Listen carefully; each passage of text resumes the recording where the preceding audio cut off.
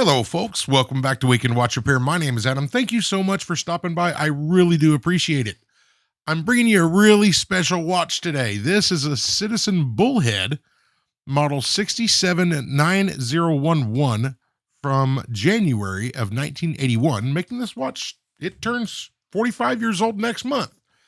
This is the very first Citizen watch I will have ever worked on, ever, on camera or off camera, the very first one ever, and I've been kind of hesitant and maybe a little bit petrified to work on it because I've heard all the stories about how these things are just full of springs and a nightmare to work on, but I just absolutely love this watch, and you may have kind of already guessed it, but we are giving this one away in recognition of the channel eclipsing 25,000 subscribers, which is actually about a month behind on this, getting this giveaway video out to you.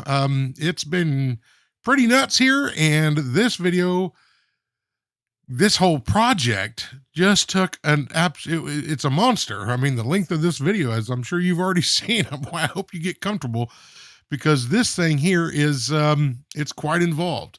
So this is a flyback chronograph, caliber 8110A. Again, so this is going to be an exploratory journey for both of us. Really going to try to do this video in a lot of detail, as this is the very first Citizen movement I will have ever touched, and so I had to learn as I go. So I hope you're here with me and enjoy the journey, and good luck in the giveaway, by the way. We'll get into details of that here in a bit. You can see on the dial, we have some wear on this dial. Just wanted to highlight that. And we're going to do a little test of the chronograph. Just checking functionality on this thing just to kind of see how everything's working. You may have noticed as I was rambling a little bit earlier, the quick set for the day and the date's a little bit weird. You pull the crown out to the first position and you can quick set the date, but the day quick set is done by hitting the reset chronograph pusher only when the crown is in that middle position. Interesting. So we'll check the reset. A little bit spongy, but it does reset. Okay. We'll go ahead and get some initial time grapher readings. This thing was terribly difficult to wind, but we got a wind in it. Folks, if you're new to the channel, if you haven't already, please give it a like and subscribe. It would mean a lot to me. You can also check me out on Instagram. You do need to be a subscriber to win this giveaway watch. So, and we'll get into those details here in a bit. But just checking some time grapher readings real quick at 52-degree lift angle, which there's some conflicting information. By the way, if you haven't seen on screen, there is benefits to subscribing. I'm going to go ahead and change this lift angle down to a much lower number, 36 degrees specifically, because there is information out there that says this is the proper lift angle for this watch. And you can see the drastic decrease in amplitude that we got. And in looking at it, I really don't, I mean, that watch was moving more than 140 degrees in amplitude. So I've kind of found about 50-50 split information on that, saying that is the proper lift angle. There are ways to test it, but we kind of get a general sense of how the watch is running regardless, and it isn't bad, actually. This particular watch I've had in my little project drawer for a while. I mean, probably close to a year. Have not opened it. As you can see here, I could not get that thing to budge. I had to go put it on the big press to actually loosen it. Now we'll come back and open this thing up. But this watch was going to be for my own personal collection, just because I thought it was just an incredibly cool watch. I love those Seiko chronographs, and this is kind of a lateral shift, basically. It's kind of obvious to see if you love one, why one would like this one as well. There is this kind of rectangular shaped, the bearing on this is the screw for the rotor post, and so I'm sure there's a special tool that I don't have to do it, but a sturdy pair of tweezers and some plastic just to make sure we don't scratch anything will allow us to loosen this. And then once we kind of get it loose, I can go ahead and get it removed. But again, I've been working on so many watches lately, and most of them are not my own. I haven't really done a personal watch in a really long time, and that was the plan for this. But I know that we owed you folks a giveaway video. I said, when we hit 25,000 subscribers, which is incredible, and thank you so much, let's do another giveaway. Real quick, The winding was so incredibly difficult. I wanted to check. My first thought was these reversing wheels, because sometimes when these get really dried out or worn out or something, it can really affect the winding tension. But that is not the case here. These things just feel buttery smooth. So our difficulty in winding is not due to those reversing wheels. I believe Citizen actually calls them Paul gears, but it's a reversing wheel. Our crown comes out. Not terrible.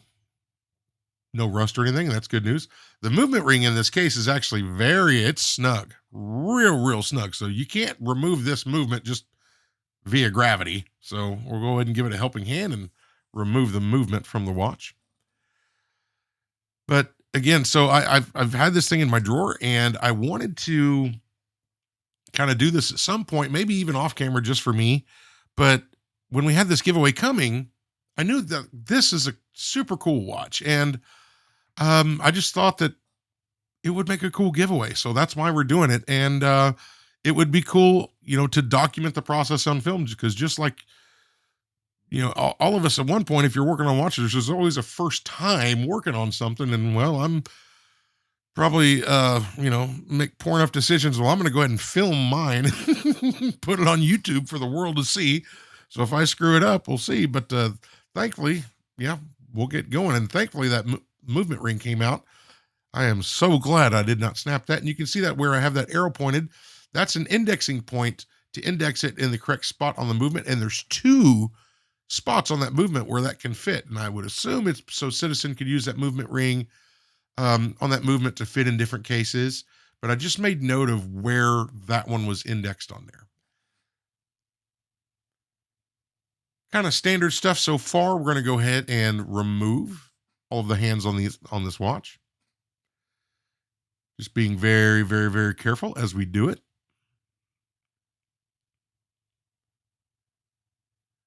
And just like the Seikos, how those things are kind of have a little channel cut into the hand for that chronograph sweep seconds hand.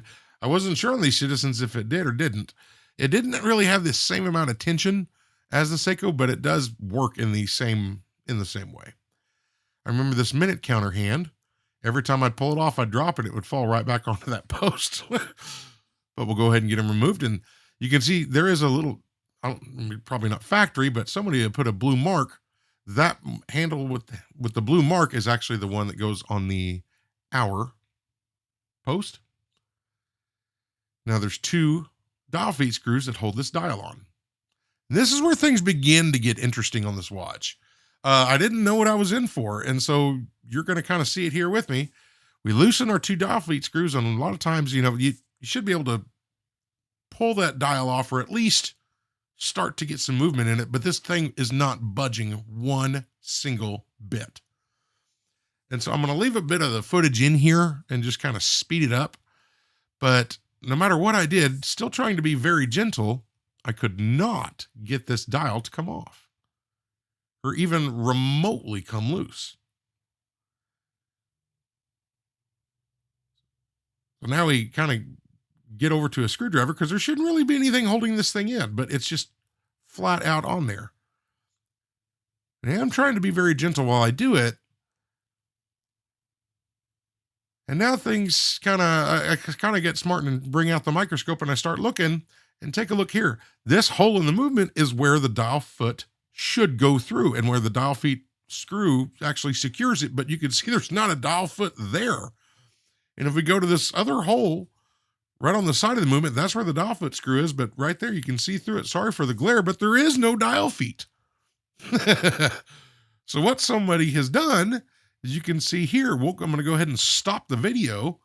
That's glue. So there's the dial, and then that ring below it is a dial spacer ring, and someone glued that to the movement. Now, to their credit, they did align it quite well. So that looked good, but I finally just worked that around ever so slowly. A little bit of the glue is still sticking. But yeah, so yeah, I mean, it's kind of crazy that they did that. I mean, there's little stickers that are sold, and I don't advocate the use of those I think they call them dial dots, maybe little circular double-sided adhesive stickers. Um, we're going to go a different route. There's multiple ways to repair this, and you can see what they've done is they've scratched the outer radius of that dial so that that glue would have something to bond to in those scratches. Bit unfortunate, but we are working with an original dial, and I want to keep it. So we're going to go ahead and see if we can repair this here in a bit. Here's the two spots where those dial feet had broken off. So thankfully, we have an indexing point of where the replacement dial feet need to go. And to their credit, they actually did a halfway decent job of making sure they didn't over glue it and get the glue up on the, the date ring and everything else. It didn't really smear all over it. So to their credit, as far as gluing a dial to a movement, they didn't do necessarily a bad job. So I don't know if I really want to say credit where credit is due, but there you go. That's not the last time we're going to run into that kind of thing either. But now we get down to starting to disassemble the movement. So the day wheel on this thing has a very interesting clip. And so the clip is kind of integrated into the frame of the wheel itself. And it kind of clips on into a little, a little indexing point inside the hour wheel. So again, just not really knowing any tricks of the, tricks for working on this particular movement. I'm just kind of figuring out as I go. There's probably a much more graceful and elegant way of loosening this clip, but I haven't really figured that out yet. So right now I'm just very gently working each side until I can get it out of that little groove that clip sits in and kind of above it. And that way we can lift the wheel off. So that's just kind of why we have this extended footage here, because I know if I work on a few more, it might take me a lot less time to do this.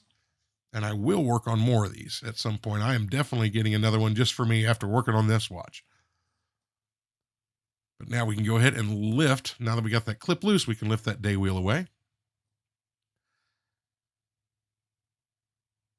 This here is our driving wheel for that day wheel.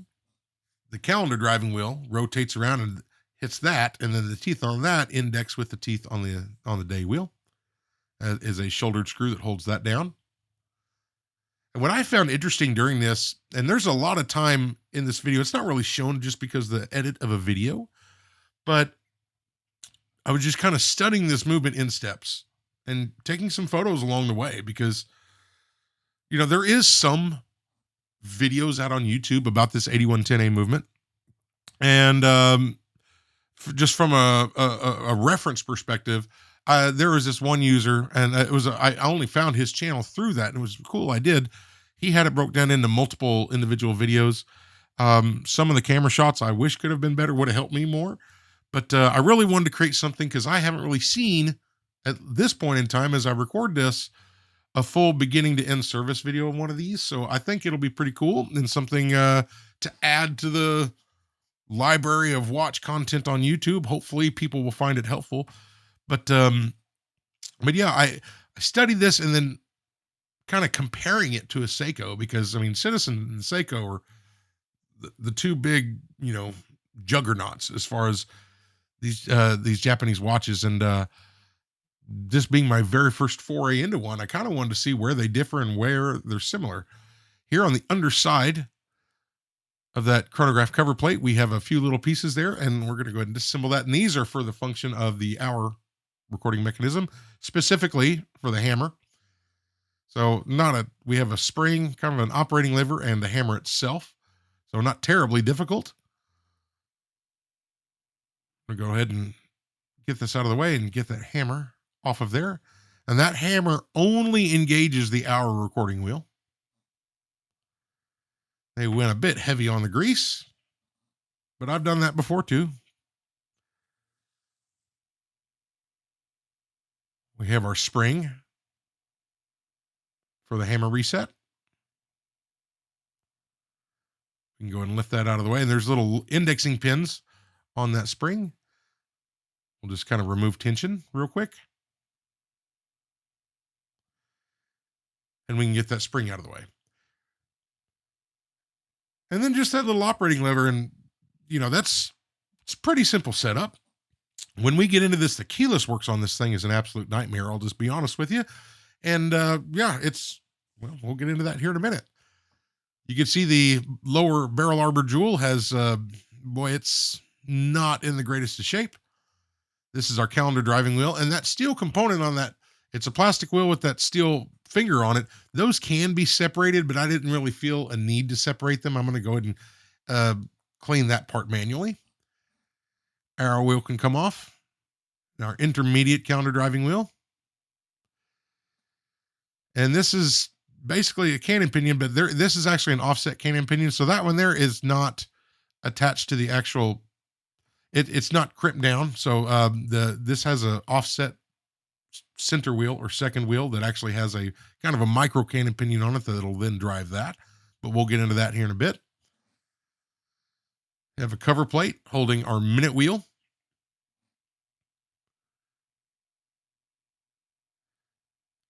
And when we have those offset cannon pinions, usually you've seen it in some AS movements we've had on the channel.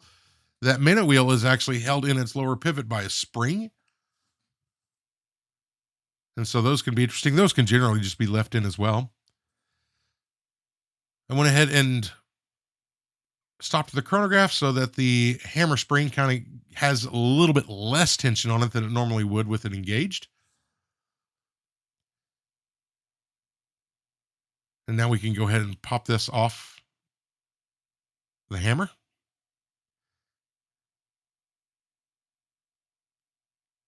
Now we can lift that away.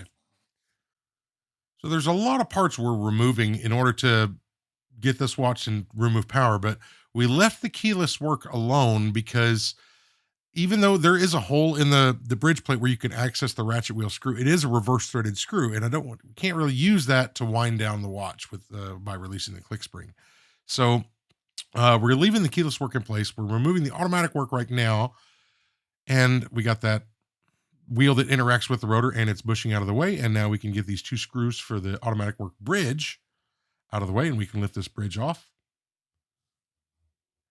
And so this uses a reversing wheel system, although again, I think Citizen calls it like a paw wheel, but it's a reversing wheel.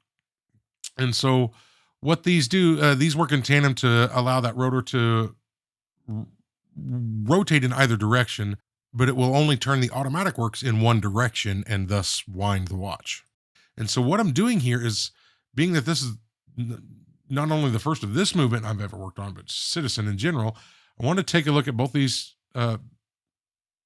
reversing wheels and see if they're different, which they are, which is great. So they can't really be put into the wrong position. But now with that, I've just used the crown to put a little wind in it to move that click out where I can access it, and then hold it open and allow the power to be removed from the watch through the crown. You can see that in the top right of your screen, that ratchet wheel screw in the multiple slots in it, meaning it's a reverse threaded screw. But now with power removed, we can go ahead and remove our balance. So just get that one spring out of the way, and then just gently begin to work this up. And this is kind of a lesson I learned a long time ago, is never to really force the issue with these. I did that once, and I'll never make that mistake again. But this one's a little bit stubborn at first, but just slowly working it up and around until I can kind of get a full bite underneath it. And we're going to kind of rotate this around to give a little bit of clearance to that impulse jewel and lift that out of the way. And you see that that hairspring doesn't sag a whole lot on there on these higher beat movements. And I think it's widely considered like a 36,000 BPH movement is a high beat movement. This one's 28,800 beats per hour, but it's still pretty fast. And so the faster the beat rate is, the more stiff that hairspring is going to be. So if you notice on that one, it didn't really sag a whole lot. But if you do the same thing on like an 18,000 BPH movement, that that balance wheel will sag much further down. So, okay, this automatic works bridge has a lot going on. And to be quite honest with you folks, this is one of the reasons for the delay in really starting this watch, is because I was waiting for this. One of the things I ordered for this watch was this little holding unit. In my homework, kind of getting ready to work on this thing, I had read that, man, it's just a nightmare to assemble these without the Citizen original tool to to kind of hold that bridge in place. And so while that tool is unavailable, there's I found more than one, but there's this gentleman here who prints this one. It worked excellent. And so I was waiting on this to come in. There's a story behind that as well. Patrons are aware of it. But we'll start here. This part we're removing here is the blocking lever for the minute recording wheel. What a blocking lever does is like that, there's always tension on that hour. It's always trying to be turned. If the watch is running, it's trying to be turned. If you have your chronograph turned off, that blocking lever will rest against that wheel and provide tension. And so, like on the underside of the mainspring barrel, just like the Seikos, there's a little clutch system. So that slips. If the wheel isn't allowed to turn, that's the clutch that allows the slippage so things don't break. There's also one on this for the minute recorder wheel, because unlike the Seiko, where that one jumps once a minute, this one's constantly moving. So it has its own blocking lever as well, and an additional wheel in the wheel train that has a clutch built into it for slippage. We pull that part off, which is basically this Citizen's version of a coupling lever, which I'm just fascinated by. That is the hammer that engages the chronograph runner wheel and the minute recorder wheel. We have this little spring here that is for this dampener. That little part with the curl on it is a dampener, or think of it as a shock absorber, because unlike Swiss movements, like on the Seikos and on these Citizens, the harder you press on the button to reset it, the more energy is transferred into the watch. That is basically an energy dampener, which is brilliant. Really cool. This little lever here that's still under spring tension from a spring mounted on the underside of the other side of this part, that is the flyback lever. Now we can remove that little shock absorber, which is really cool. And then we can remove the spring from the other side. So that little circular part I took off, I kind of wanted to hit on that for a minute. Such a cool thing. Like, think of it as that is what engages or disengages the clutch on the chronograph center seconds wheel. And underneath that, you can see all the gunk that was on this movement. It does come off, thankfully, so we can clean that up. But like on the Seiko chronographs, you have two coupling levers that come in on either side of the chronograph runner wheel, which is what we're removing now, engages the clutch and separates the chronograph clutch assembly from the base wheel on the wheel train. Now, the same concept is here, but this chronograph runner wheel is much simpler in design, much simpler. It's brilliantly simple. And so what that little circular plate does is when the hammer moves, when you press the button, that little plate, the hammer's got a little ramp on it. It pushes that plate down into and away from the chronograph runner. So it uses that whole kind of circular thing to slide down and press on top of that spring to compress that spring. Or when it raises back up, it decompresses the spring and allows that to engage with the rest of the wheel train. There's no, there's no adjustments for the coupling levers or anything like you have to do sometimes with the Seikos. It's just, it engages the full surface of that wheel in one fell stroke. So there's zero adjustment, zero everything.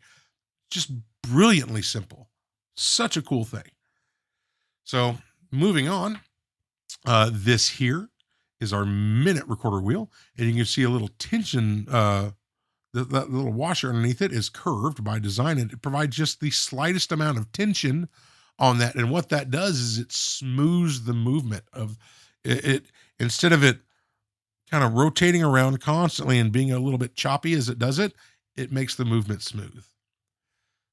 So we have our pillar wheel spring, that little indexing lever that creates the set position for those springs, which is pretty cool. And you can see that, this would be, if you want to call it a column wheel chronograph, I believe Citizen does call it a pillar wheel, which is kind of more accurate. It's really not a column wheel, but it's the exact same concept. Our operating lever and operating lever spring are integrated into a single component, and that little hinge point is riveted together. So we loosen that up and release tension from that spring, and then we can simply lift that off. There's a little hair stuck to it. But you can see there that little hinge point for the operating lever, which when you hit the pusher, it's engaging that component. That little hook on the end of it goes around the column wheel, and that spring provides the tension to it. We have a reverse threaded screw for our pillar wheel itself. with a much longer post than the reverse threaded screw for the ratchet wheel. So I make note of those two. I'll compare them side by side when we remove them both. The pillar wheel comes off, and that's situated, that pillar wheel sits on a core, the crown wheel core. That's what it rotates around. So that core does not rotate, but the crown wheel below it, which is just being held on because of tension and gunk and all that in there, those two components do separate, but that's the crown wheel and the crown wheel core. And one more reverse threaded screw for the ratchet wheel. And so the head of this screw is much bigger than the crown wheel and the pillar wheel screw, but the actual screw portion of it is shorter. So it's kind of easy to identify which one belongs where. With the ratchet wheel removed, it's nice to see that we have a jeweled upper mainspring barrel arbor port, and the lower one is jeweled also. So that is fantastic. Now we can get our click spring removed.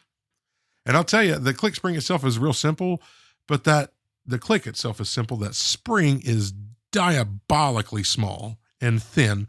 And like, if I was certain I was going to lose that, because if it pinged off, if it landed on your shirt or something, you'll never find it. It is ridiculous how thin that spring is. Moving on, we got our 3 screws for the main bridge removed, and we can go ahead and lift that out of the way. I want to check the underside of this to see if there's anything in there, and indeed there is. That wheel is part of the Automatic Works train. That wheel connects to the ratchet wheel, which connects to this wheel we're removing, which then connects to the reversing wheels, and then backwards and backwards until we get to our Automatic Works. That wheel there is that additional wheel that has the clutch built in to that drives the minute recorder. But when you have your blocking lever for the minute recorder engaged to stop that wheel behind it in the wheel train is what slips. Next up, we're removing our mainspring. We're not removing the second wheel because I haven't removed the keyless works yet. And underneath the keyless works is the cannon pinion, so I can't get to it yet. So that wheel's going to remain in place. So beginning work on this rather complex keyless work, we can start off by removing this cover plate.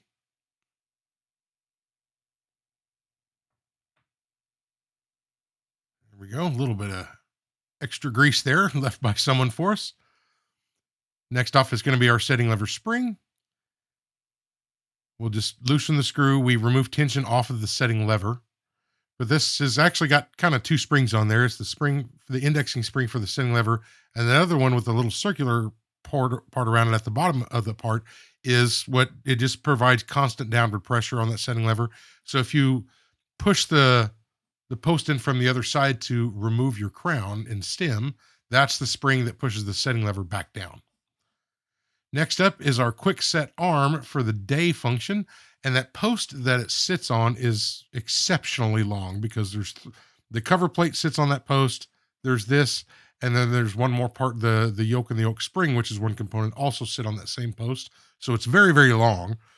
And so I'm just a little bit awkward, but I'm just kind of working it loose and just kind of wiggling it a little bit and just kind of working it up that post until I can remove it. But I definitely don't want to kind of force the issue. But what I noticed there as I was doing it, that since we took that setting lever spring off, the spring for the rocking lever for the quick set date function is exposed. So I didn't want to ping that off by working that other lever around and just bump something. So we'll pull that off. We can pull our setting lever off itself. Now I'm going to go back to this part again and try it once more. And it just kind of got to work its way loose, work its way upwards until it kind of gets loose. And so the operating lever for that reset is it's also kind of built in there. So there's a hinged component to that, but I'm just kind of slowly working this way up. There's really not an elegant way of doing this, I'm afraid. If there is, I haven't found it yet. But that arm is what does the quick set for the day function. And so, but that arm can't reach the date function unless the crown is pulled out to the middle position. And so what prevents it from reaching the day wheel, you'd still push the pusher in, but this little part we're removing right now, that arm at the bottom of it is just kind of restricts the amount of travel that pusher can push in that lever. So when you pull the crown out to the middle position, that arm moves out of the way, and then when you push the pusher in, that quick start arm can actually reach the day wheel. That rocking lever, that gear that's on there is that top one is not integrated into it; it's just stuck to it, and we have a bushing there. But that is the quick set for the date wheel. Now we can go ahead and pull our crown and stem back out again. And our sliding clutch and our winding pinion are free to drop out now. And they're just stuck together as well, but they do separate. And now the yoke and the yoke spring, which also sit on that same very long post, can also come out.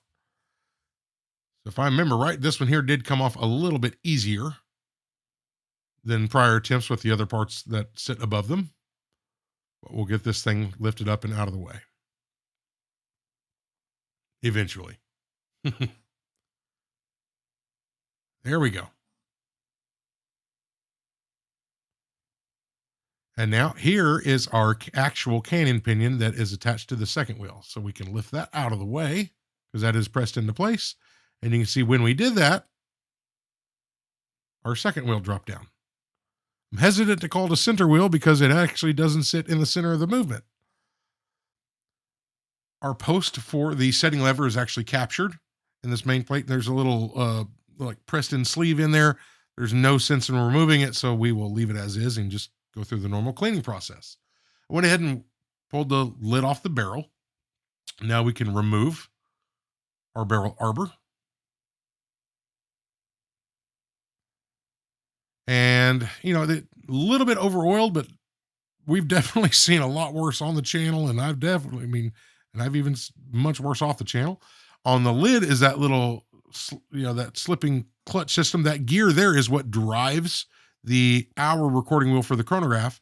And that little spring beneath it is what slips. So when you have the blocking lever on the hour wheel engaged, if your chronograph is stopped and you don't want the hands to move, that is what slips. And when that blocking lever is released and allows free movement of the hour recording wheel, that's what drives it. So we removed our mainspring. And I'm really happy to see that this mainspring actually looks pretty decent. That's not awkward, Adam. Yeah, just checking the flatness of the mainspring, and it looks good. It doesn't when they really get worn too, I've noticed they kind of feel a little bit bumpy and all that, but this mainspring actually looked really good, which I'm super pleased to see because it's not necessarily the easiest mainspring in the world to source, but it does look really, really nice. It does have that reverse bridle like a Seiko as well. So I kind of wanted to do some inspections here on this thing before we begin pre-cleaning. Kind of taking a look at the shock jewels for the balance. We'll disassemble that here in a minute. That is for the jewel for the pallet fork. When we move up here, ooh, look at that jewel for the escape wheel. We've got a spring kind of off kilter. The jewel is not seated into its setting correctly, and there is way too much oil in there, and it is not, it's smeared. That's terrible. Moving on, the rest of the stuff, although dirty, there's our second wheel port. They're dirty, but they're not bad. And really, with this backlight, it's easy to see if we have a cracked jewel. Because I'm not worried about dirty jewels. We can definitely clean those. But my main concern is just identifying if we have any cracked jewels or anything. And we don't. So everything looks all right. Here's a kind of reverse side of that escape wheel jewel that you can see that bubble. That's actually an air pocket, not even oil. The oil is smeared over everything. And so that's just not a good thing. Yeah, just that little oil there, that is the oil. That one is not an air pocket. That is a tiny dab of oil in there for the balance. Not really liking how small that looked, but we'll do this once more just with the chronograph bridge. That is the part for the fourth wheel. Here is the escape wheel on that side, and it's just as bad. Heck, that may be even worse. What is going on with our escape wheel? Barrel arbor jewel looks okay. And taking a look at this from the other side, you can see we've just got oodles of oil in that thing, and it's just smeared all over the place. So not necessarily great. And the bushing for that fourth wheel, the chronograph wheel, is kind of encapsulated inside the post for the rotor. And that last one was just for that wheel for the automatic works train. So we'll begin here by just rotating this cap jewel around, and we can go ahead and remove that. And what's interesting about these is so that lower jewel is not encased in a setting, it is removable, and that's actually under spring tension as well. It's got its own shock absorber. And so this jewel can only, you could put it in both ways, but that domed side of that jewel, that inner jewel, needs to face upward away from the balance. So we'll move on the main plate and go ahead and remove our escape wheel jewel. And you can see this jewel is not even centered in the cap jewel isn't centered in the setting. And when it's not centered in that setting, it actually doesn't sit up as high as it would when it's in there correctly. And so that spring actually didn't have enough tension on it. There wasn't enough tension pushing against that spring. But we go ahead and remove that jewel. And if we kind of flip it over under the microscope, you can see just the oil slick that we have on this jewel. I mean, that's remember that escape wheel was not happy in this watch. Both upper and lower jewels were not well done. Moving on, I went ahead and put the balance back in to the main plate and take a look at that. That oil was never even touched that lower jewel. It never engaged with it. What is going on with this thing? Lastly, this is the upper bridge, the escape with the upper escape wheel jewel port. Same thing here. We'll go ahead and remove that out. Now that jewel actually was centered in there, but oh my goodness. So we pull that out of the way and take a look at all of that oil. That is 10 times too much oil. Goodness gracious.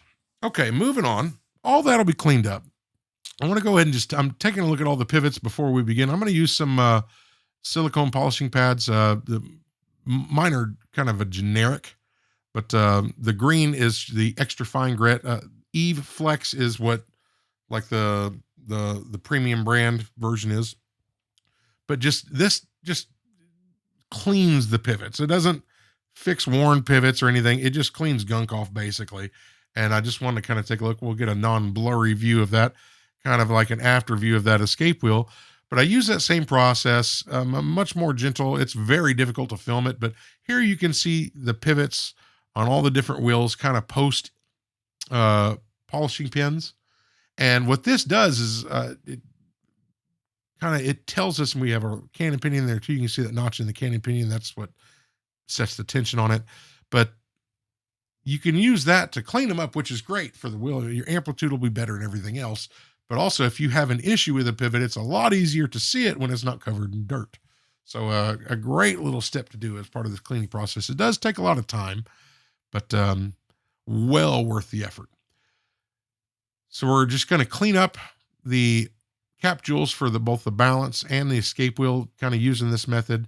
I have another one I use also, but I kind of like doing it this way. Interestingly, I found I was watching an old video on I really hate to call out channels, but I mean, he's by a factor of 10, he's the biggest watch repair channel out there. And hey, folks, by the way, I am not him, and I have twice a month someone will leave a comment that says, "Are you sure you're not that guy? Because you have the exact same voice." I'm like, no, I am definitely not that guy. This is just what my voice sounds like. But he said one thing, we're going to start repairing dial feet. He said at a point it was an old video, and he said the larger the tweezers, the better, easier it is for him to handle the jewels. I tried that. It absolutely works. Definitely. So we pre-clean the movement, but before it goes to the main cleaning, I use it to identify the correct thickness of dial foot that I need. They come in different diameters of the post. We identified the correct diameter. So here, what we're going to do is mill out. I have my bit centered on where that old dial foot was. And so what we need to do is mill out the back side of this dial in order to accept that new dial feet, and we have to make sure we mill it deep enough so that the dial foot, the top side of that head of the dial foot, sits level with the back side of the dial. But we have to make sure, obviously, we can't go too deep because we could basically just mill through this thing, and there is a pointed tip to that bit, and we can't go too far. Otherwise it will come through the front side of the dial. So slow increments. And what I'm doing is I'm mill it out and I'll test it. And I'm like, well, I need to push that dial foot just a hair down further because that dial spacer ring needs to sit flush with this dial. And so that dial feet has to sit down deep enough into the dial so that that dial spacer ring can sit on top of it without raising up. So we get both these milled, and I'm kind of gotten pretty good at it after a while. I kind of know how far to go. But now that we have that in place, what I'm doing here is I'm just using like a little metal scribe. You can use a screwdriver or anything, but I'm just putting some scratches into this. And I'm going to do the same thing with the dial foot itself. We're going to scratch the head on this pretty severely. We'll clean it up with Rodico, but what that's going to do is it exposes more surface area, and it allows the bonding component, which I'm using a very, very strong 2-piece epoxy. It dries clear, but this epoxy is wickedly strong and takes about 24 hours to set, but we'll use that and then place our dial feet down and let that cure. And so what'll happen is like that brass dial foot will break before that epoxy gives way. This is how I like to repair dial feet.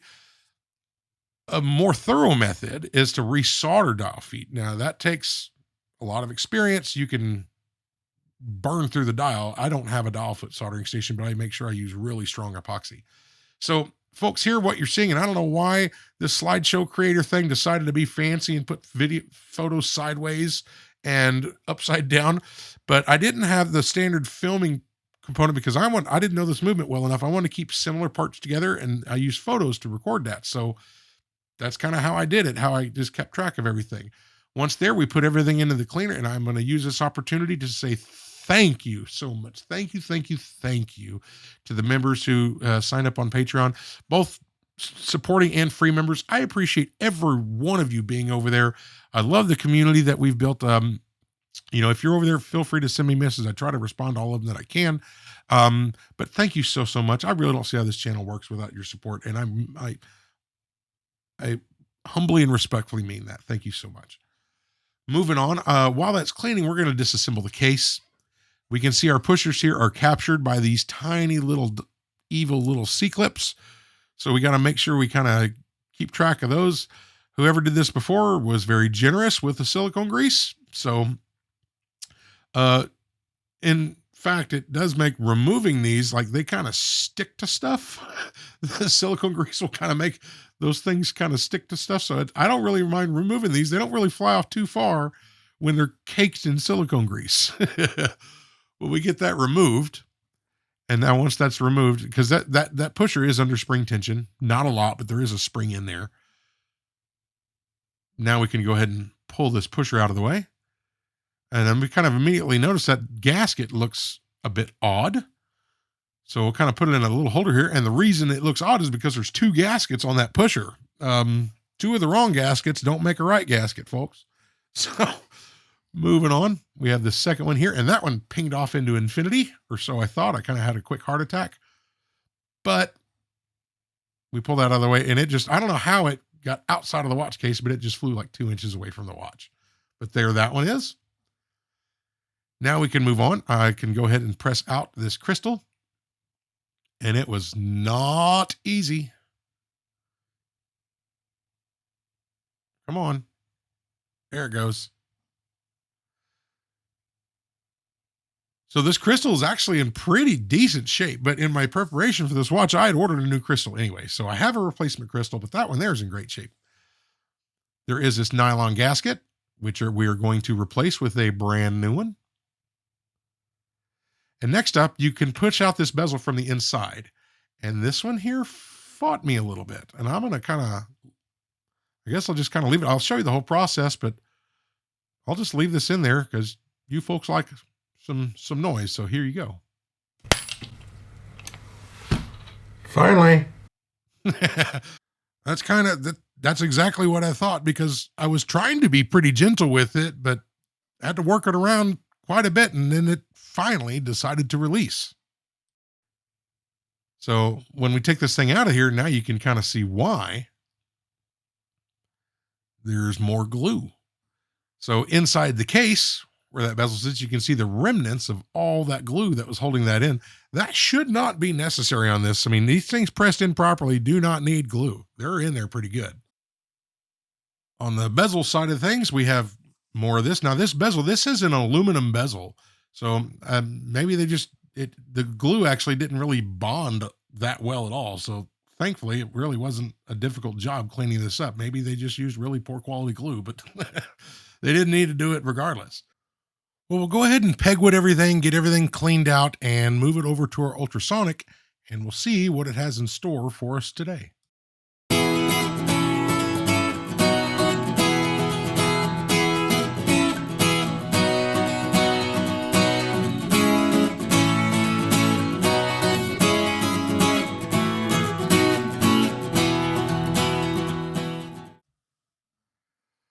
All right, so we'll get everything out of cleaning, and we're going to begin by lubricating our cap jewels for the balance and our escape wheel. Beginning with the balance here, we're lubricating this capstone. We'll put the lower jewel in first, making sure that the domed part of this jewel in the spring assembly is facing upwards. And then we can put in our cap jewel, which I do a terrible job of, but it didn't disturb the oil. And you'll see as soon as we get it in there, you'll see that oil there we go. Did you see just how it kind of went out into a big circle, larger circle where it engaged with that lower stone? Now we can get our spring put in, albeit slightly awkward, but we manage. And I saw those two little spots there that were driving me crazy. So we'll go ahead and take care of that. On the bridge, we're going to put these in dry, making sure that the stone is actually centered in there, because there is a little ridge in there where it will sit. Once the jewel's in place, we can go ahead and get our spring back in. And with that stone in there correctly and centered, there's much more tension on that spring. But now we'll go ahead and use our automatic oiler to oil this from the rear side. And if you don't have one of these, you can actually put a drop of oil in there and actually use the pivot of the escape wheel to push the oil through. But what we're looking for is a little circle of oil just like that. But we do both balance jewels, and here we'll just lubricate the second end stone for the escape wheel on the main plate. There we go. And now we can move on to our mainspring barrel. So on this barrel, what I'm doing is applying some braking grease to the outside wall. And our wall is only like basically half as tall as it would be, because the lid on this is not just a lid, it's also the other half of the vertical part of the wall. So the separation point for this mainspring barrel is in the center of it, and it's not just like a regular cap. But we got grease spread across, and I'm putting a dab of Mobius 8200, which I'm using for the actual lubrication of the mainspring itself in there. And we'll go ahead and put this on the winder and pop this spring in. Again, these make me nervous because the wall's not as tall without the cap on it. So it's sitting pretty proud in there right now. And I'm just going to put a little dab of 8200 on the top side of this. And as we work this in, it will distribute that oil across that, and it'll eventually just put a very fine coating of that lubricant on the mainspring as a whole. HP 1300 lubricates the bottom part of the barrel arbor, and we'll put a bit more here on the top side.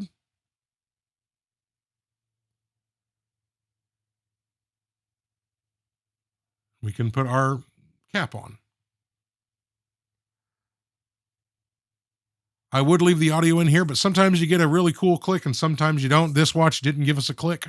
So it is what it is, folks, but the lid is on there securely. We double check that. And now we need to lubricate the bottom part for this little clutch assembly. And it's really, clutch assembly is a really fancy way of saying a very tiny little spring that allows it to slip. But just a tiny, tiny dab of 9010 actually on this, on both sides of that. And I'm just going to clean up a little bit of a mess I made. So we can begin assembly of the actual wheel train itself. We'll begin with the mainspring barrel. We'll follow that by this little gear that's part of the automatic works. It just connects between that wheel that's on the underside of the bridge to the reversing gears. Here's our third wheel.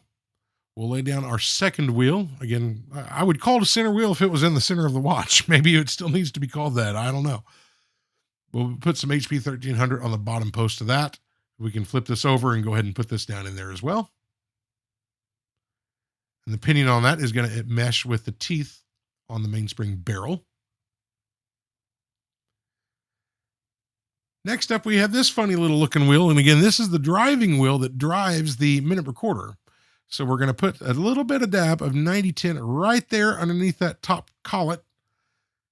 And again, here on the bottom side where it's going to slip there. And we're going to lubricate that bottom pivot now because it's a lot easier to do now than when later on.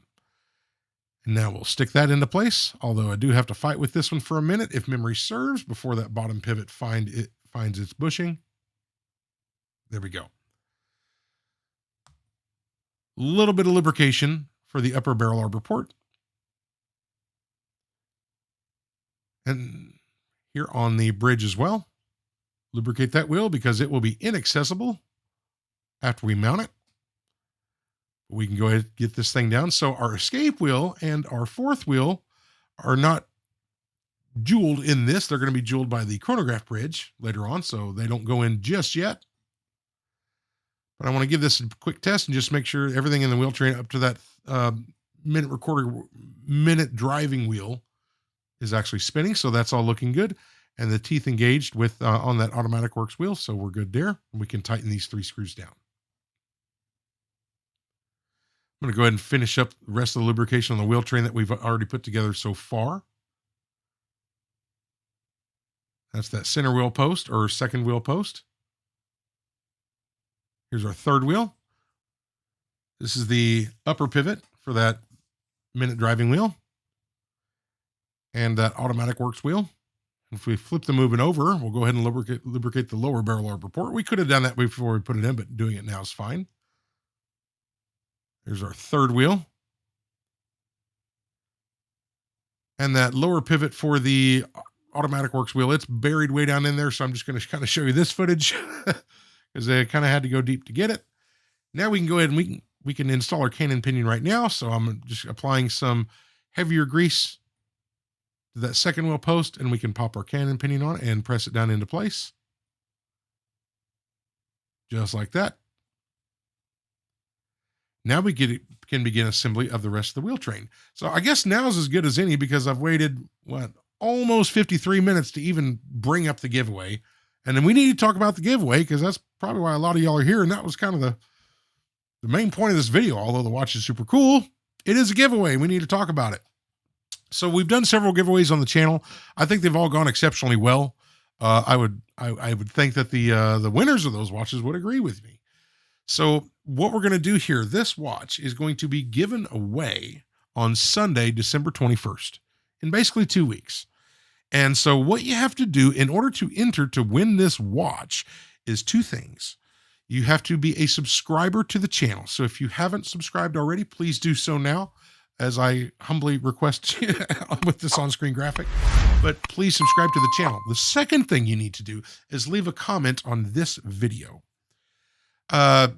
Can be anything. Here to win the watch or whatever you want. As long as it's within YouTube guidelines of, as long as it's not profane in any way, a normal comment, a normal person comment, you're good to go. So what we'll do on December 21st, I will upload a video. What that video will be, and in that video, it will be made that day. We will compile all the comments that are left on this page by everyone except for me. I will exclude my own.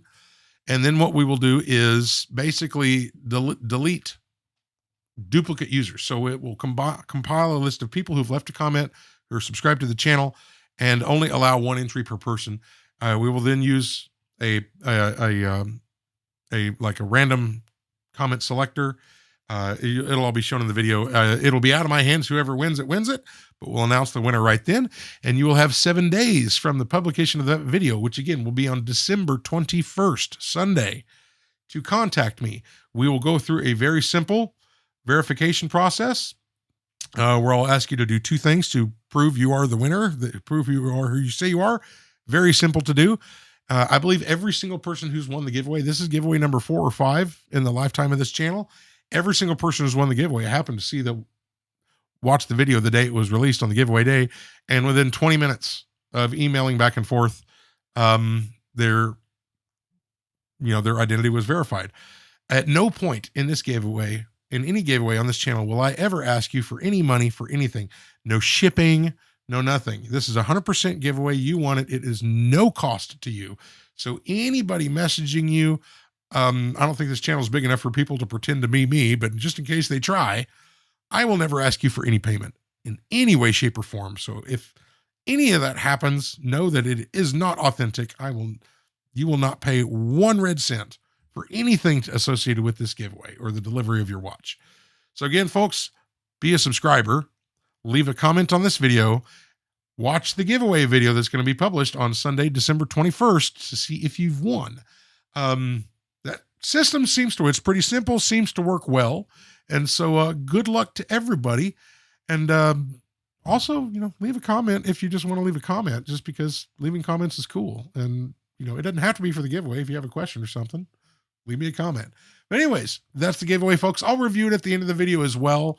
But I always like to ramble on and talk about the watch that we're working on. But just seeing me put on wheels in a bridge, we're doing the click spring right now, that evil click spring screw. But I figure this is a good point as any to kind of go over the nuts and bolts of the giveaway. So I hope that's very clear. If you have any questions or something, you can, put a comment in the video or something. I'll reply back to it, or I'm sure someone else will, if you have any questions. But again, last time until the end of the video, Sunday, December 21st, to be a subscriber and leave a comment to this video. I will ship this watch internationally if you are international, as long as I am able to ship to your country, which is most. But there are a couple countries, I'm based out of the U.S., that I cannot ship to currently. But as long as it's, I guess just disclaimer at that point. If for some reason the winner does not contact me within 7 days, there will be contact instructions in the giveaway video. We will draw another winner. But I'll keep the community, if that happens, I'll keep the community updated on the community page or create just a short video explaining it. But never once has the winner not contacted me, and I don't anticipate that'll be the case here. So thanks again, folks, and we'll go ahead and get back to rebuilding of this watch. Okay, so wow, that was a long spiel about a giveaway. So we are down to our keyless works. You saw we got our cannon pinion installed, our minute wheels in, and now we're putting our winding clutch and our sliding pinion in and lubricating that point with some heavy grease. And we got some grease between those two components as well, the winding clutch and the sliding pinion. Next up is our yoke and yoke spring.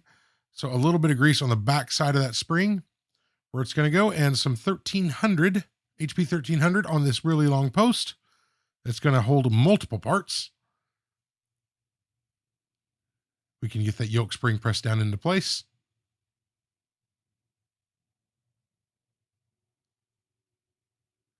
And when I'm assembling this, I'm going to do a few things out of order compared to disassembly.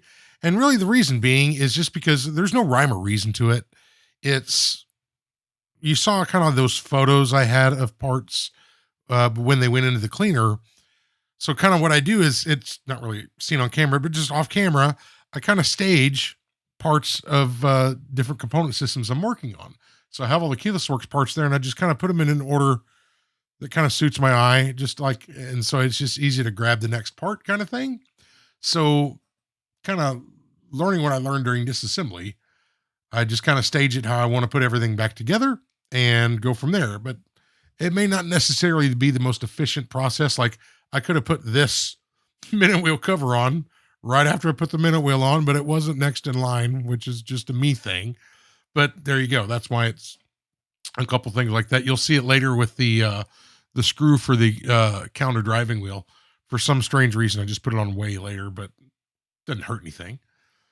There's our rocking lever for the day quick set, and the setting lever is going to ride in this little channel. So I'm just applying some of the heavier blue grease inside of that channel because there's a little post on the underside of the setting lever that's going to go in there.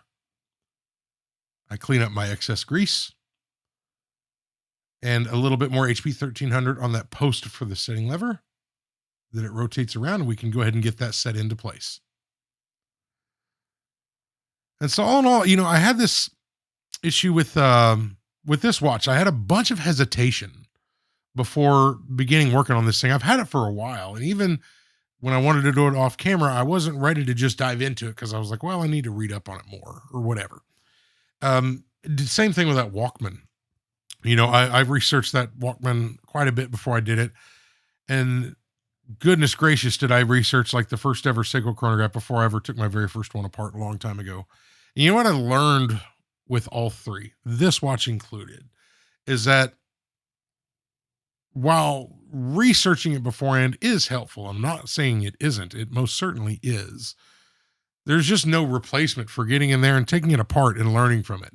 So, if anyone's kind of, I've had folks contact me, they may be learning the hobby, as I still am, or whatever, and they say, hey, I have a watch that I'd like you to, to work on or whatever, and I'm learning this hobby, and they've told me what they've done. And a lot of them, I've sent it back. I'm like, well, that movement's very much in your wheelhouse, right? I mean, like I get if it's a sentimental thing, and you don't want to, you don't want to learn on, a family heirloom piece. Totally get that, but a lot of them are just, it's. I'll be honest with you, it's never as bad, at least for me, as I make it out in my mind that it could possibly be. Like, this is not an easy movement. It's kind of a complex movement, but when you break it down into sections, the keyless works, the automatic winding works, the chronograph, whatever it may be, take some photos along the way, and it's never as bad as you make it out to be. And this one here reminded me of that lesson where, I almost convinced myself before I began, this thing, I've never done it, so it must be difficult.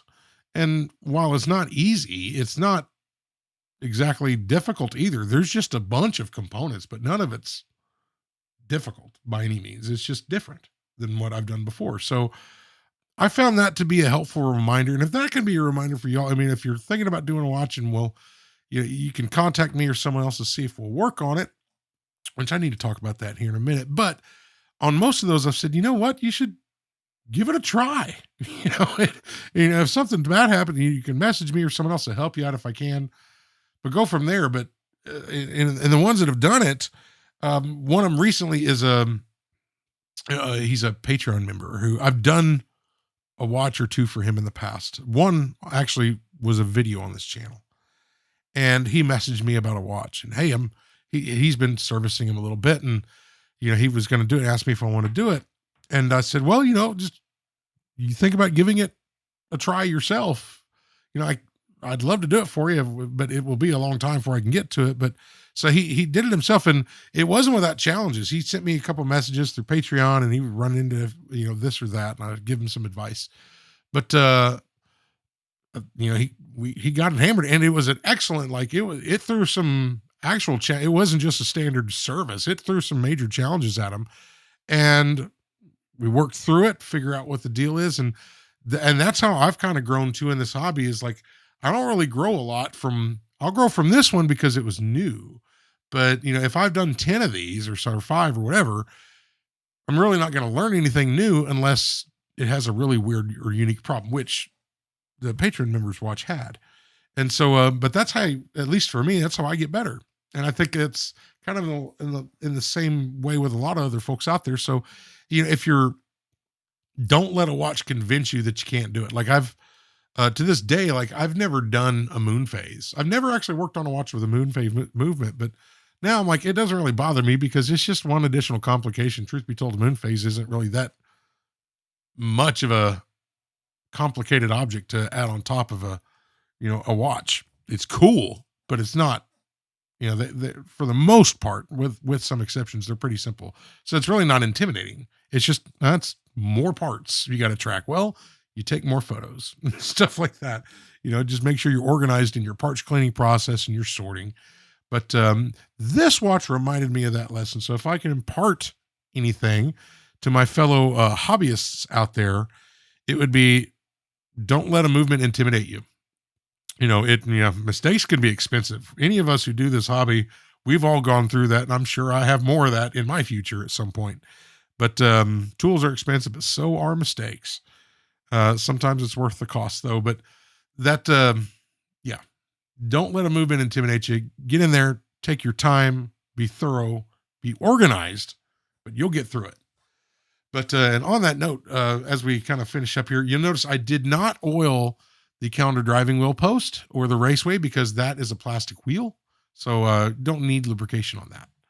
But we get the rest of the calendar works here. We got the intermediate calendar driving wheel, and there's the driving wheel, and we'll continue on. But I've got this list, just so, most people don't know and don't honestly care. But there's a few of you out there. I get contacted way more than I anticipated originally for people who want to see if I'm able to work on their watch. And I completely get it. Real quick, this cannon pinion here, that won't sit down until you push back. Since that minute wheel is under spring tension on that bottom pivot, you got to pull it back so there's room for the teeth to engage. But that's what that is.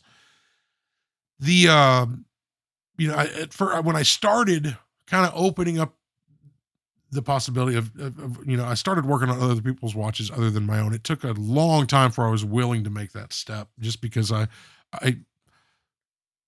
will not do, I won't cut a corner, and I'm not comfortable working on a watch unless especially if someone's paying for it, without being exceptionally thorough and doing my absolute best, because that's the drawback on, some stuff. We've all seen it. We've all seen watch videos where someone works on a watch and they're fixing something that was done previously that was really unnecessary. And when that happened, when I started working on other people's watches, that list grew exponentially, just the waiting list. And it's granted, it is shorter, smaller now than what it used to be, but it's like 9 months, give or take, a lot of watches, depending upon my ability to work on them. And that's just the ones that I've committed to. And so for now, like, I have this list. So if you've contacted me, I have your name on a list. I work on them in the order that the request was originally received. But, some people have waited just an exceptionally long time. And for that, I apologize. But for that reason, I've kind of decided to stop basically I'm not physically taking them in at this time. I only take them in when I'm ready to work on them, but stop adding new projects to that list until I can get more of a handle and shrink that list down to a much more manageable size. Because the number of watches on it right now, I think I'm down to 17 watches left, which sounds like a lot, but it's not compared to what it was. There's a gentleman who contacted me. He's got 4 of the same watch, and I'm actually, his name's coming up. He's been waiting a long time. Well, I'll just tell him, no one knows who he is, blah, blah, blah. But like, he's got 4 Willards, and want to know if I'd work on it. I agreed to service all 4 of those Willards, and he's been waiting 7 or 8 months at this point. I haven't forgotten about him. His name's on the list. His number's actually coming up soon, but I'm just not comfortable asking people to wait that long when, there's probably other people out there who can get to it quicker. So I know that's unrelated to the topic of this video, but I know a lot of you that watch the videos, and I wanted to explain to you why the wait's so long, which all of them are aware before they ever go on. I kind of preface it by explaining the wait list, but that's kind of where I'm at with it, because again, this is not my full-time profession. And although I do take my time on those watches, most of them don't get filmed just because the time investment in creating a video for each one, it would be like a 2-year wait, because it takes longer to do the video than it does to do the watch sometimes. But that's kind of where I'm at. And so that's why I have to kind of put a pause on, regretfully. And, I feel sorry for doing it, but I can't keep up with the amount of requests I get. So until I can kind of work through the people who have been patiently, and thank you again, patiently waiting for me to get to it, I can't really commit to any more. And so I hope that makes sense, and I hope you kind of understand where I'm coming from, because it's just, I don't want them to not look elsewhere to get work done on their watch, because if they think I'm going to do it, but then the wait list gets up to a year or more, I just to me I just don't like being in that spot. So thanks, folks. I mean, if you're on the list, I have you down, and I kind of feel free to contact me if you need an update on where you are on the list. But that's just kind of where I'm at with it. So there we go. So sorry for all that. Back to the watch. We got this chronograph cover plate installed, and the hammer and the lever and the spring for that chronograph plate installed on that chronograph plate. So we move it over. Have to be very gentle when putting these on, because right now we still have the pinion for the hour recording wheel sticking through. So I got to make sure that that is oriented correctly and everything's straight and aligned before tightening anything down. Once we can give this thing a test. That hammer felt good. I'm going to go ahead and rotate this hour recording wheel around and give it another test. And that reset looks fantastic. So that's what we're looking for. You also notice we lubricated the face of that hammer. I used 90-10 for that lubrication. And there we go. So we flip the movement over and continue on. And so we have this operating lever with a spring that's integrated. And I kind of, in hindsight, I would not recommend installing it the way I did here, where I have it on the post, and then you got to put tension on this spring to set it. If I were to do this again, the next one I do, I'm going to put the spring side on first, and then hold that down and move the operating lever around where the large post, where the operating lever moves back and forth. That's what I pull tension on to set that into place. It would be a lot easier than doing it the way I'm doing it here, but rules are rules, and I got to show you. I got to show you how I do it. And I did it, I think, backwards here. And also what I didn't realize as soon as I did it, but I didn't actually lubricate that just yet, which we'll do here in a minute. But if I was smart, I would have done that before I installed it. So go ahead and get this screwed down and into place. Now I'm going to pull this back. Well, actually, we'll pull it back here in a minute. We'll lubricate this side first, but I'm just using some of the heavier grease and just putting a little dab on top, left, and right side of that little lever. And I'm going to I've got it held back, and I'm going to put one dab here on the bottom side where it's going to sit against that post.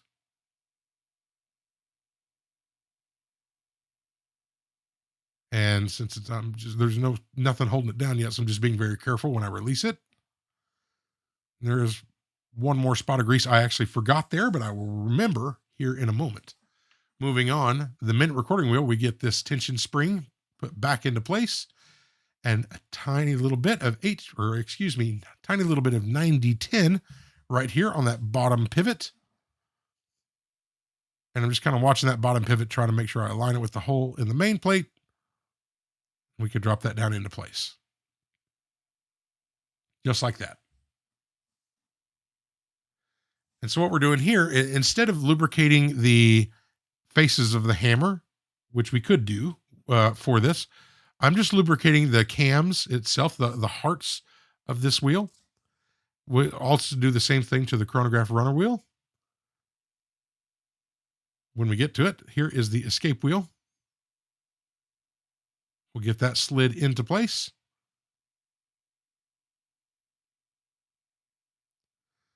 So on this chronograph runner wheel, what little documentation I could find, I found a parts manual, but I could not find a full-blown factory service guide.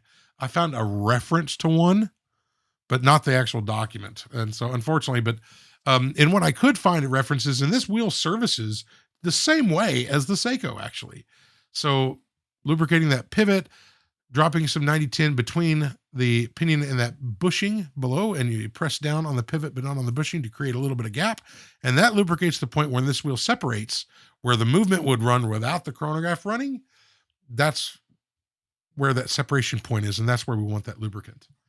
But I'm applying more, just again, a tiny little bit of lubrication on the heart of this chronograph wheel. So by doing it this way, we don't have to lubricate the faces of our hammer, but either way works. And here's the point I forgot. Here on this operating lever, a little bit of grease there where it's going to interact with that pillar wheel. Moving on, now we can assemble this bridge and all of its components. So we will begin with our hammer. And that hammer's got 2 striking points on it, one for the chronograph wheel and one for the minute recorder. Now this plate here that sits in, that is going to be what disengages and engages the clutch on that chronograph wheel itself. And so when the hammer gets depressed, you can see it goes underneath that part and lifts it up. Or actually, technically, it would lift it down and engage with that chronograph wheel. But there we go. This little dampener, this little shock absorber, well, it's going to basically, if you press the button, like as hard as you press the button, that's the amount of energy that's put into that watch. Or like if you take a Valjoux or a Landeron or any of those movements, when you press the reset button, all you're doing is basically disengaging a lever like a sear, and it's the amount of force directed onto the hammer is set by a spring inside the watch. On this, the amount of force set on the hammer is determined by how hard you press the button or how fast you press the button, which can be a good thing and a bad thing. Like on the Seikos and on these, if you press the reset button, even on a perfect one, really, really slow, that reset's going to be very spongy. But if you just press it fast, it's like lightning quick, but you don't want to press it too hard. What that little deal there is, that little, the head on that little spring, it's going to, before the hammer, it fully engages with that hammer, that's going to hit against the side wall of this part. And what it's going to do, it's going to absorb the massive amount of that shock. So it's really going to only impart what it needs to impart on the hammer. And the rest of that shock is going to be absorbed by the movement, just by the sidewall of the movement. So you can't really hurt anything. It's a brilliant little thing they did. So we get this little shepherd's hook spring in there, and that is going to basically return that dampener back to its reset position. So we'll kind of get that aligned real quick. Now I can just ever so carefully, while trying to be on camera, set this into place. There we go. A little bit of lubrication here, a little bit of grease between the hammer and the flyback lever where those are going to engage. And now we can put on our cover plate. So that just kind of drops into place, but I was just making double sure that that little shepherd's hook spring didn't pop out on me while we did it, but there we go. So interesting point on this, that one screw right there is the only non-shouldered screw in here. The other 2 screws that hold this down are shouldered screws, and they're all different shouldered screws. So case in point, I should have paid more attention when I learned that during when I was redoing it. It took me a minute to wrap my head around that and see which one goes where. The last screw that holds this plate down also holds down this blocking lever for the minute recorder. So we'll get that put into place. It's got its own shoulder in there, so we make sure we lubricate that. And a tiny bit. And so that blocking lever, it only moves just this microscopic amount back and forth where it moves away from the wheel against it. So, it doesn't look like it moves like much, but when it's under spring tension, when it's in the watch and all that, it will move ever so slightly. So if you watch that shock absorber, it moves out of the way when we press the button in and pushes against the side of that plate. That's what absorbs that shock. This last post here has another shouldered screw that is yet different again. What that is that engages the bottom side for the hour recorder. So that long post moves through the movement and moves that blocking lever out of the way, disengaging it from the hour recording wheel and allowing it to rotate freely against the mainspring barrel. But that is what disengages or engages that blocking lever, allowing the hour part of the chronograph to run or not run. But there we go. That's all running smooth as well. So now I kind of learned here. This is like, I was playing with it a little bit on camera and I didn't want to show you, but in order for me to see that long post, I kind of had to hold this bridge at an angle, but to get it on, but there we go. Putting it into place. And on this, I didn't do the tapping trick because I could immediately see that escape wheel needed a bunch of movement, and that arm that goes through the movement, it's kind of, it doesn't, there's a lot of excess movement in here because of that arm. So the tapping trick isn't really applicable here, but we get the escape wheel in its jewel and we're good to go to tighten everything down. Like I said, folks, thanks for hanging with me so far as we get the rest of this movement lubricated, the points that we haven't done already. You can see how deep we have to go there to lubricate that chronograph wheel. We need a tiny bit of lubrication here for that hour recorder on the other side. This here is the spring for that flyback lever that's on the automatic works. This was on the opposite side of the bridge that we had in that little special holder. So I'm just installing it now, pre-lubricating it before we put it in. But folks, here we're at 1 hour and 20 minutes into this video. And I was telling people on Patreon, I was like, this video, as I was editing it, this video is turning into a monster. And my goal was, I was like, I don't want it to be the longest video on the channel. And I think it actually still is. It just barely longer than that Walkman triple calendar Valju 723 that we did. And so like this movement, it's got a lot of parts. So you're still with me at 1 hour and 20. Thank you so much. But we're almost home. So we're getting there. Next up, we have our hammer spring.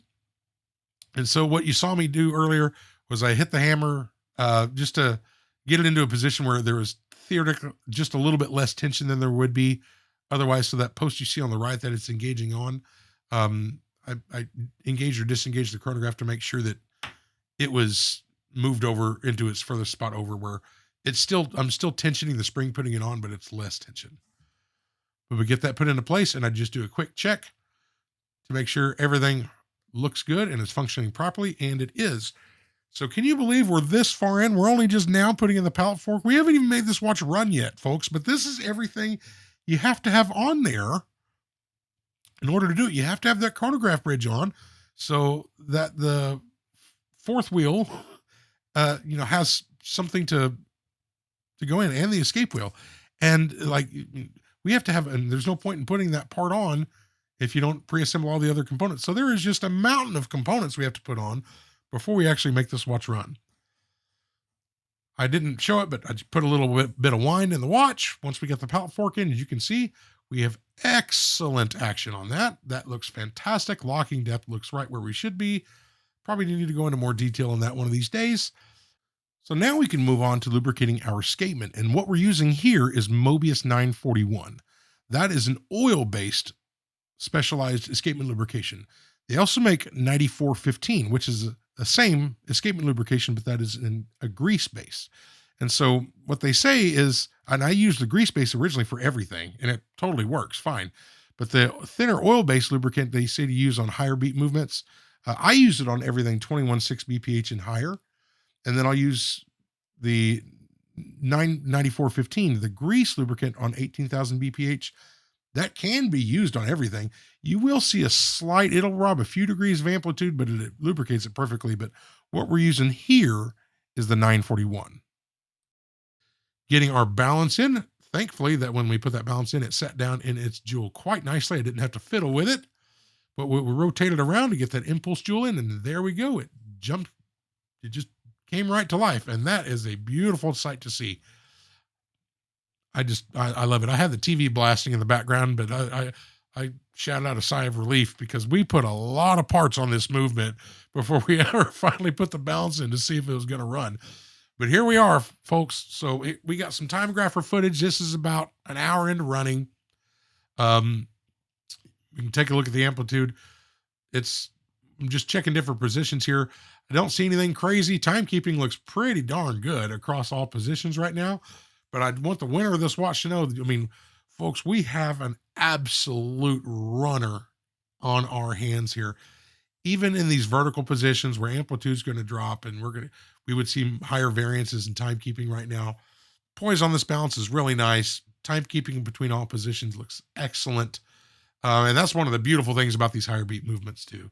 But this thing is just so good. I am so thoroughly pleased with this.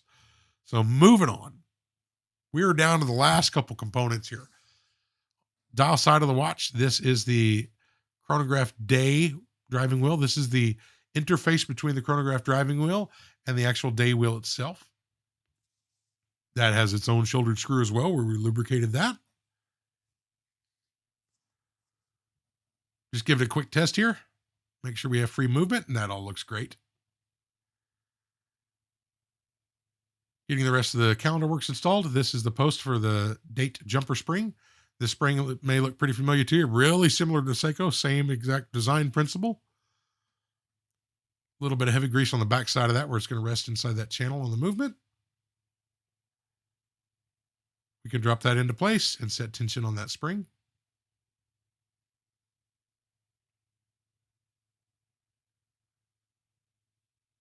Now I'm going to put a little dab of 90-10 on the face of this jumper.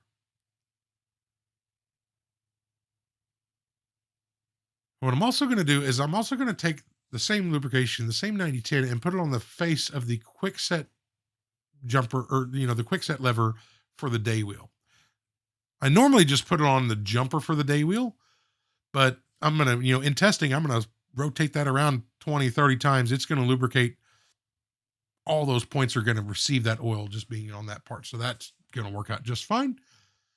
Our date wheel goes into place. I align it between two teeth of that jumper we just installed, and then we'll pull that jumper back and let the wheel fall down, set it back into place. There we go. Next up is our cover plate. And that little arm I'm grabbing with my tweezers, that's the jumper for the day wheel. And you could lubricate that instead of the quick set arm, but they all interact together. And so if I'm using the quick set arm to quick set it and rotate that wheel around, that lubrication is going to hit every teeth and that jumper as well. So we can lubricate that one point and then just cycle it through just in testing, and that will be just fine. 4 very tiny countersunk screws hold this in. So we'll go ahead and get those tightened down.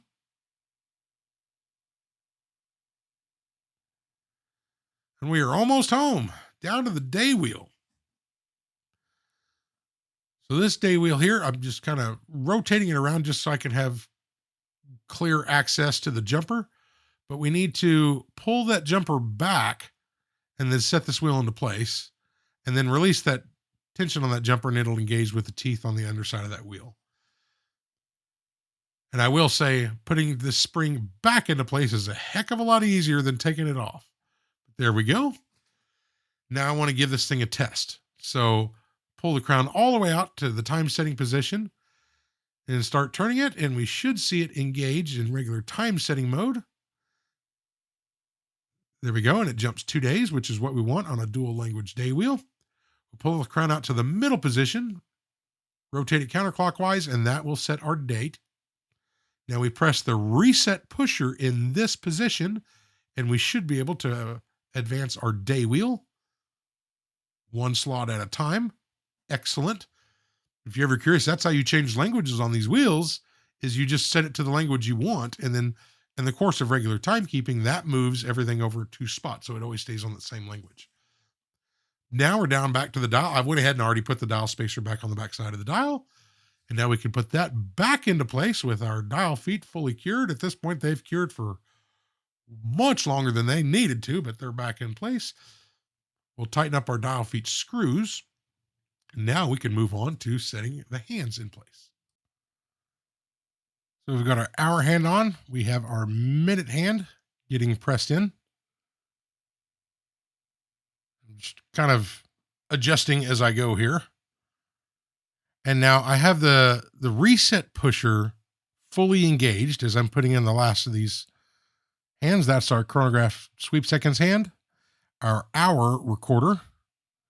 And it does not take much pressure on the hour and this last minute recorder wheel. It does not take much pressure at all.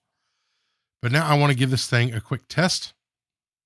So we'll go ahead and start it. Now this same holder is same concept as it's a 3D printed holder. Same ones as the Seiko. It's not the same holder, but the same idea as the Seiko holders, the aftermarket ones that are sold. The issue with this holder, and you'll see it when I go to reset it here, I think it runs for 6 minutes or so. Yeah, it's coming up. Is that the stem needs to be like dead center in that little channel, for the positionist thing. The pusher doesn't actually hit the operating lever, and there we go. I have to kind of turn it a little bit, but there we go. It's kind of a light push on that, but Reset looks all right. Everything's going back to 0. So getting this case ready, I'm putting just a little coat of silicone grease inside both the pushers and the crown tube for the stem. We need to get our pushers installed. So I have brand new gaskets on these. I have a tiny like little coat of silicone grease on the spring. We'll go ahead and push that into the case. And then I'm going to kind of flip that movement, or not the movement, but the case up on its end, and just hold that pusher in just by pressing it against the pad. And you can see me fiddle with this little spring trying to get it on. I have a tiny amount of grease, silicone grease on that, just so I can kind of hold on to it. But now I finally get an angle on it, and there we go. Same thing with the other one. New gaskets on it, springs in, and I actually got smart on this one and used the back side of my tweezers. It's a heck of a lot easier to do that way. There we go. Now our cleaned bezel can go back on. And it's a tight squeeze in there. What we're going to use is some dies here that will make sure we don't mar up this aluminum bezel. Don't need plastic on it, but I don't know if there's plastic or they call them Darylin dies, but it will not put a mark on that bezel whatsoever. But press that down fully, making sure it's fully seated all the way around. And that's a pretty tight squeeze in there. Now we have a replacement gasket for our crystal. And the correct size gasket is a tight squeeze in there, so I'm going to have to mess with it for a little bit until I finally get it in all the way around, because it wants to pop out until the last moment, until it's fully in all the way. But there we go. We have a brand new crystal, even though that old one was really in really good shape. It could have been reused. I would have to do just absolutely minimal, scratch removal to it. But I had one already in anticipation of this watch, because when I ordered this watch, I ordered the crystal immediately. If I remember, I had the crystal before I had the watch. But there we go. And now this die I'm using here is just the diameter of that die is basically the outer circumference of that crystal. And so it's going to press down basically on the edges all the way around that crystal, and we'll push that down and seat it into that gasket. That gasket's got a little beveled cut to one side of it to allow that to go in there. And as it presses in, it pushes that gasket in tighter against the outside wall of that bezel. So that's all in, and now we can move on. And this is the awkward part. I'm making sure that I have this movement ring aligned into the correct spot on there, and just praying that I don't snap this thing. Because I actually looked it up, and they're like $45 to get a replacement movement ring for this thing. So I'm just saying, please don't break. Please don't break. Please don't break. So I'm putting it on, because I've already got the dial and the hands and everything on there. It is awkward, but we do get it on. Now we can marry the case back to the movement, finally. And again, that movement ring is a rather tight squeeze, so it doesn't really go all the way in at first, but we're just kind of getting it on there and kind of centered up. There we go. Now we can go ahead and press this thing, and you can see it drop down right there. That's more than, we can overcome with that. It needs to be done by hand. You can't really just press, smash it in there otherwise. Crown goes back in. Snaps in very nicely. And I want to take a quick test, because I remembered right at this point how difficult that winding was. And although it worked fine, after rebuild and all that, when I put wind in initially, there's not a lot to grab onto when it's in the case. That crown sits pretty close to the case. So there's not a lot to grab onto, but it does feel really nice. We'll check it again after we get our automatic works on. But to install the automatic works, we need to lubricate our reverser wheels. So what you see here is Lubetta V105. They call this a specific lubrication for reverser wheels. But basically all this is a thin lubricant like Mobius 9010 in an alcohol solution. And so what you do is you put it in here, you swish it around for a little bit, 30 seconds to a minute, and you drop them down on a little, just something. I got a little, a Post-it note, a little sticky note. I'm just using a blower to blow off the excess lubricant. And then we want to make sure to leave this covered and let it dry under glass or under, that's technically plastic, but and let it dry for 15 minutes before we move on. So we'll lubricate the lower pivots of both of these reverser wheels before we put them in, because we won't be able to access it once they're in. But you want to let that dry for at least 15 minutes, because that alcohol solution needs time to fully evaporate. And you want to do it on a piece of paper, something like, if you put it in a plastic parts tray, that alcohol could react to that plastic. And so just using watchmaker's paper or a sticky note or anything is fine, but just leave it covered and let that alcohol solution totally evaporate. But that makes sure that just this microscopic layer of 9010 gets inside the reversing wheel. And again, these are simple in design, but function the same way as those much more complex ones in some Swiss movements. But it lubricates any cams or gears or the little wheels inside sandwiched between those two visible wheels. It lubricates all that, which is exactly what we're looking for. So we got our bushing on in this other wheel that interacts between the rotor and those two reversing wheels. That's in place using HP 1300 to lubricate that, and we'll put its shouldered screw into place.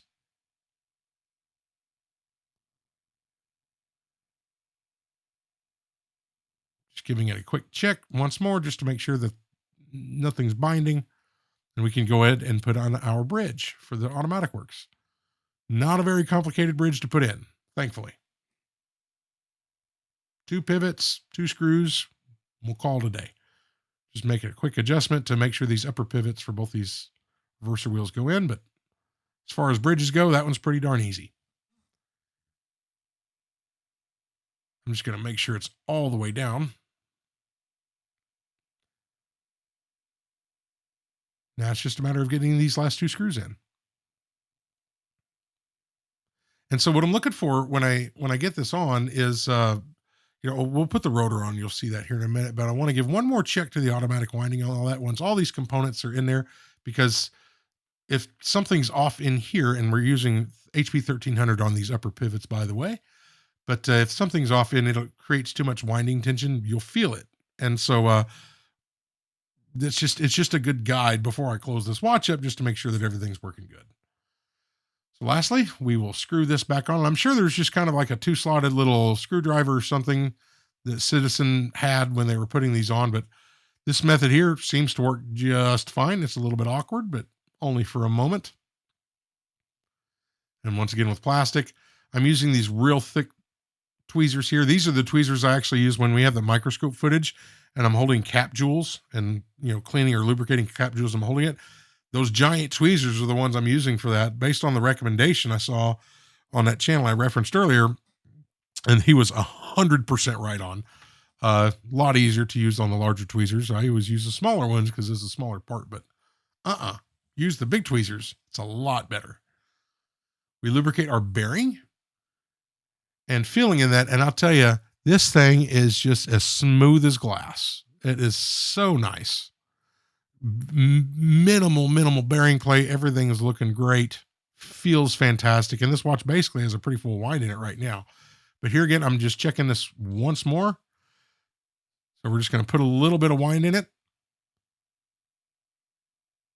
And that's turning. You only get a little bit of the meat on your finger on that crown, but that's all you need. And it turns quite nicely. Love it. About to finish this up. Just trying to source genuine Seiko parts on these things and gaskets and all that. Here we have our case back gasket.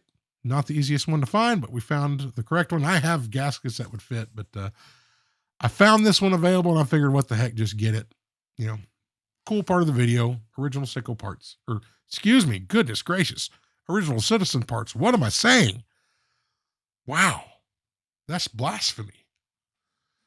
Okay, moving on. We have this coated in silicone grease, a thin coat, and the purpose of that is to make sure we don't rip or tear. That it'll help with sealing as well, but it also makes sure that as we screw the case back down, we're not going to rip that gasket. There we go. I'm making sure it's flat all the way around and not riding up on its edge. But the moment before it gets screwed in, I double check it once more just to make sure that that gasket is flat. Now we can go ahead and put our case back on. And that Rodico's seen a little bit of use. So I put a few smudges on there. I'm going to go ahead and take care of that. There we go. And I just want to do one more check of this before we put the strap or anything else on. I want to do a reset check and actually let this one run for a while. But real quick, this is the flyback test. You see how we just, while it's running, we hit the flyback button. We'll do it once more. And boom, it just goes back. Everything goes back to zero and it keeps running. That's the flyback. We'll let this thing run. And it runs for about 15 minutes. Go ahead and give it a stop. Full reset. That is just fantastic. So I'm happy with everything. We're going to go ahead and just tighten this thing fully because we do not need to get back into it. If I do, I'm going to screw something up. So let's tighten this down so we can call it a day. This video is long enough as it is. There we go. Everything's tightened up. I didn't add any scratches, so that's always a positive. And I want to do one more check here. Let's put this thing on the time grapher because it's tough to get a reading on this watch on the time grapher with a strap on. It really, really is because it needs to be touching the crown on that one edge to get a good microphone signal. But this here, I'm not sure what the power reserve, how much power had been in this watch. It had been there a while, but everything's running smooth. You can see timekeeping between. It's even tightened up a little bit from the last video just after it started running. Amplitude slightly lower, but this watch has been running a while. So it probably didn't absolutely topped off right now, but that is just unbelievably good. Excellent timekeeping. So thrilled. And the person who's going to wear this thing is just going to love it. And I'll tell you, like, it's taken me a while to put this video together. And in that time, I've had that watch running nonstop and I haven't had to make one single adjustment to it. I mean, it is so, so good. But moving on, we're going to put this Beads of Rice bracelet back on. I doubt this bracelet was original. The clasp looks to be an original Citizen clasp, but the bracelet I don't believe is. Regardless, I think it looks absolutely fantastic. The clasp, I didn't need to adjust the clasp. Everything felt solid. And this watch is just absolutely stunning. Even just right here, you can't even really tell, but like, you know how we have the little bit of wear on the dial? To me, it adds character if you do notice it, but I mean, take a look at this watch and just how gorgeous it is. It's unbelievable. I absolutely love it. Man, I'm sorry to see this go, that we picked this one as a giveaway, because this would be awesome in my collection, but mark my words, I will have another Panda chronograph. However, we're not done. I was playing around with some straps, had this set, and I thought that might be cool. I put a regular set of just a standard black leather strap on this thing, and it was phenomenal also. Decided to try these on. Gives a totally different look to the watch, but check that out. I think that's awesome. Awesome. I love this strap on that watch. So folks, I mean, and you know what, for the giveaway winner, Beads of Rice bracelet will come with it, obviously, but if you want this strap on there too, or I got a black leather one, tell me. I'll send it on the watch and you can have the Beads of Rice as well. But that is the video. And I got to say, I'm just so thrilled with how it turned out. Ladies and gentlemen, thank you so much. I want to take this opportunity to say a massive thank you to the patron members of this channel. I'd like to take a moment to recognize the newest members: George, Steve, Andy, Alex, Eric, Lake, Mikhail, Chad, Mihailo, and Paul. Mihailo, I actually even researched how to pronounce your name, sir. And if I got it wrong, which I'm sure I did, I apologize. But thank you all so, so much for joining. It's amazing. Folks, remember, December 21st is the date of the giveaway. Make sure you're subscribed. Make sure you leave a comment. That is how you enter. Be a subscriber and leave a comment. Cannot wait to see who wins it. Folks, thank you so, so much for watching. I hope you enjoyed this project. It was a monster to put together, to do the watch, to do the video. Took an awful lot of work, but I'm so thankful if you hung out with me this long. Make sure, if you like the channel, hit the button, leave a comment. I'm also on Instagram. You can catch me there, but I'll do my best to try to upload more stuff, because I'll be honest with you, it's sometimes forget about Instagram because I'm not used to it, but I am trying and I'll try to be better. Folks, thank you so much for stopping by. I hope everyone enjoys the upcoming holiday season, and just thank you to everyone. So until next time, take care of yourselves and each other, and we'll see you on the next one soon. Bye.